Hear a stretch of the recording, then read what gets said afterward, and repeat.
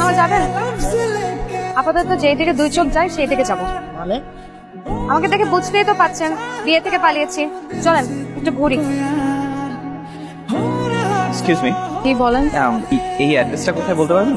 এই অ্যাড্রেস আপনার কি দরকার? আমার একটা বিয়ের দাওয়াত আছে, না আমার বেস্ট ফ্রেন্ডের বিয়ে। এই অ্যাড্রেসে গিয়ে আপনার কোনো কাজ নেই। আজ বিয়েটা হচ্ছে না। ধরেন। কেন? কারণ কনে বিয়ে থেকে পালিয়েছে, তার বিয়েতে মত নেই। আপনি কিভাবে জানলেন? কি আশ্চর্য! আপনার আমাকে দেখে কি মনে হচ্ছে? আপনাকে দেখে মনে হচ্ছে আপনি কোনো বিয়ে থেকে আপনার সাথেই আমার বন্ধু বিয়ে হওয়ার কথা ছিল। আসলে ভালোই হলো, মানে আমার চেম্বারে একটা কাজ আছে, বিয়েটা হলে আজকে কাজটা হতো। থ্যাংক ইউ আপনাকে। অদ্ভুত মানুষ তো আপনি। আমি বিয়ে থেকে পালিয়েছি, আপনি অবাক হচ্ছেন না? অবাক হওয়ার কি আছে? না, বিয়েতে মত নিয়ে আপনি পালাবেন, এটাই তো স্বাভাবিক, তাই না? আমি বিয়ে থেকে 3 বার পালিয়েছি। একবার তো আমার বিয়ে হয়েই যাচ্ছিল, কাজী সাহেব বললেন বাবা বলো কবুল। আমি বললাম যে 1 মিনিট, একটু বাথরুম থেকে আসছি। বাথরুমের কথা বললে আচ্ছা, এনিওয়ে আমি আসি। হ্যাঁ, আমার চেম্বারে রোগী ওয়েট করছে তো। মা, খিদে লেগেছে, কিছু খেতে দাও তো। সারাদিন কিছু খাইনি। বিয়ের খাবার দাবার বেঁচে গেছে না? সবই তো বেঁচে গেছে। থ্যাংক ইউ মা। তিথি কিসের থ্যাংক ইউ? এদের বাসা থেকে পালিয়ে গেলি, আমাকে ভুলে যেতি। তুমি কি পাগল মা? জানিয়ে গেলে সেটাকে কি পালানো বলা হয়? ও তাও তো, তোর যে ছেলেটাকে পছন্দ না, এটা আমাকে আগে বললেই হতো। তুমি আমার কোনো কথা শোনো। আমি তো ছেলেকে দেখিনি, পছন্দ হবে। আর এভাবে না দেখে শুনে কাউকে বিয়ে করা যায় না। কি আশ্চর্য! এই ছেলেটার সাথেই তো রাস্তায় আমার প্রথম। সেটা আমাকে মিথ্যে বলে। আসতে পারি? জি আসুন, বলুন কি সমস্যা আপনার? ঠিক, কালকে আমার আপনার সাথে বিয়ে হওয়ার কথা ছিল। আপনি আমাকে মিথ্যা বললেন কেন? আপনার সাথে কথা বলতে ইচ্ছে হচ্ছিল, তাই একটা ওষুধ বানিয়ে নিলাম। আমি যে বিয়ে থেকে পালিয়েছি, আপনার আমার উপর রাগ হয়নি? রাগ কেন হবে? আপনার বিয়ে করতে ইচ্ছে হচ্ছিল না, সাহস করে পালিয়ে গেছেন, এটাই তো ভালো। চেনেন না, জানেন না, যাকে তাকে বিয়ে করা যায় নাকি? আচ্ছা, আজকে আসছি। আবার আসবেন কিন্তু, মানে এমনি এমনি না, অসুস্থ হলে তবেই। আপনার হোক, এই হলেও হতে পারতেন আমার একমাত্র বিবাহিত বউ। আপনি আমার অফিসে? আপনি আমার চেম্বারে যেতে পারবেন, আমি আপনার অফিসে আসতে পারবো না? না মানে, আচ্ছা কেন আসছেন বলুন। এখানেই বলবো? সবচেয়ে ভালো হয় যদি একটা রেস্টুরেন্টে বসে কথা বলি। কি পারবেন না? হ্যাঁ পারবো। তাহলে বলুন কি বলবেন। এটা বলতে চাচ্ছিলাম যে আমার আসলে বিয়ে শাদী করার খুব একটা ইচ্ছে ছিল, তো মা জোরাজুরি করে, তো একদিন হঠাৎ করে আপনার ছবি দেখে বললো দেখ কেমন লাগে। আপনি তো এমনিই দেখতে খুব সুন্দর, তাই ছবি দেখে খুব ভালো লেগেছে। কিন্তু কি আর করা, হলো তো আর না, তাই আর বিয়ের কথা ভাবছেন। আপনার কি অবস্থা বলেন? মানে আপনি কি বিয়ের কথা ভাবছেন না, মানে করবেন না? করবো না কেন, অবশ্যই করবো। মেয়ে হয়ে জন্মেছি, মা হতে হবে না? তাছাড়া আমার মা হওয়ার খুব ইচ্ছে, আর আমার একটা ছেলে বাবুর খুব শখ। ছেলের শখ? কেন, মেয়ের মা হলে ক্ষতি কি? কোনো সমস্যা নেই, কিন্তু আমার কি মনে হয় জানেন, আমি আমার মাকে যে পরিমাণ জ্বালিয়েছি, আমার যদি একটা মেয়ে হয় আমাকেও সে পরিমাণ জ্বালাবে। এই জন্য আমার মনে হয় একটা ছেলে বাবু হবে, এটাই ভালো। এরকম ছেলে পছন্দ আপনার? আহামরি না, মানে ভালো অনেস্ট হলেই হয়। আমার যেরকম মন মানসিকতা ওরকম হলেই হয়।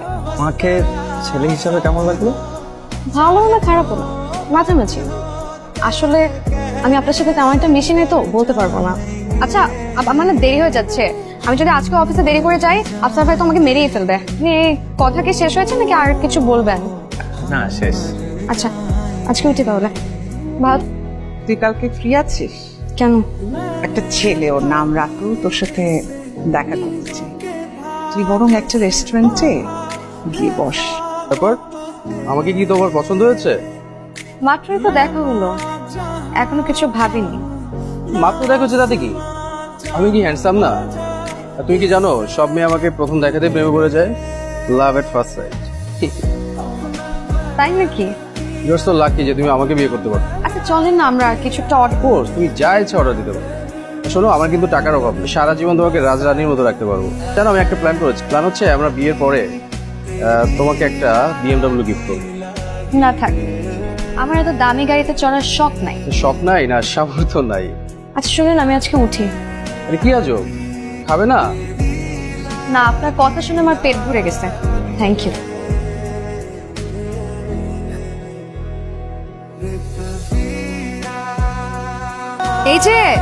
এই যে আপনি বৃষ্টিতে ভিজছেন কেন? জ্বর আসবে না? সমস্যা নাই, ওষুধ খেয়ে নিবো। উঠেন রিক্সায়। কি যা তো, ভেজা তো কি হয়েছে, আসুন।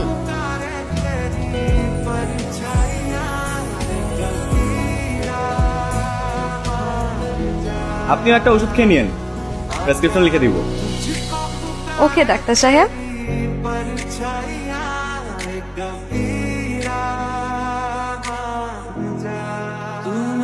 কিছু ইম্পর্টেন্ট কথা বলার ছিল আপনাকে। আসলে আমি বুঝতে পারছি না যে আসলে কিভাবে বলবো আপনাকে, আপনি কিছু মনে করেন কিনা। বলেন না, আমি কিছু মনে করবো না, বলেন। দেখুন, এত কিছু পরেও আসলে আপনার সাথে আমি যোগাযোগ করি, আমাদের কথা হয়, আমরা একসাথে ঘুরি ফিরি। এখন তো নিশ্চয়ই আপনি আমাকে চেনেন, জানেন আমি কি ধরনের ছেলে, আপনার একটু হলেও আইডিয়া আছে। আমি খুব সাধারণ একটা ছেলে, সাধারণ একজন মেয়েকে বিয়ে করে সংসার করতে চাই। তিথি, আমি আপনাকে বিয়ে করতে চাই। কেউ কিছু বলছেন না যে? আপনি জানেন না মেয়েদের চুপ করে থাকে সম্মতির লক্ষণ? আরে আরে আরে এত চিল্লা চিল্লি কিসের? আরে ভাই চিল্লা চিল্লি কে মানে জানেন না? আপনি কি আর কাবিন করে যাচ্ছেন, কে বিয়ে করে যাচ্ছেন? ওলাই তো ওলা নাই মানে কে জানেন না? কি করে রে ভাই, ওলা নাই বিয়ে করাই চাইছে।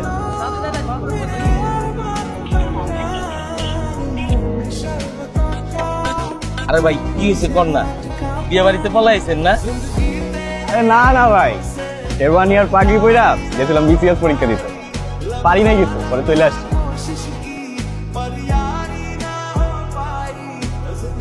মেয়েদের একটা অদ্ভুত গুণ আছে জানেন, তারা কষ্ট পেলে চোখের পানির মতো ছেড়ে ফেলতে পারে। বিশ্বাস করেন, আপনার ছবি দেখে আপনার প্রেমে প্রেমে আবুডুবু খাচ্ছি। যেদিন জানতে পারি যে আপনার সাথে প্রথম দেখাতে আমাদের বিয়ে হবে, আমার এক্সাইটমেন্ট আমি নিজেই ধরে রাখতে পারছি। আর বিয়ে করতে গিয়ে যখন জানতে পারলাম যে আপনি বিয়ে ছেড়ে পালাচ্ছেন, তখন ঠিক এরকম কষ্টই পেয়েছিলাম আমি। প্রতিশোধ নিলেন? তাহলে পালালেন কেন? শুনেছি বিয়ের পরে স্বামী স্ত্রীরা সুখ কষ্ট সব সমানভাবে শেয়ার করে। আজ কষ্টটা শেয়ার করবো না? কি বাচ্চা, এভাবে কেউ দুঃখ শেয়ার করে? তাহলে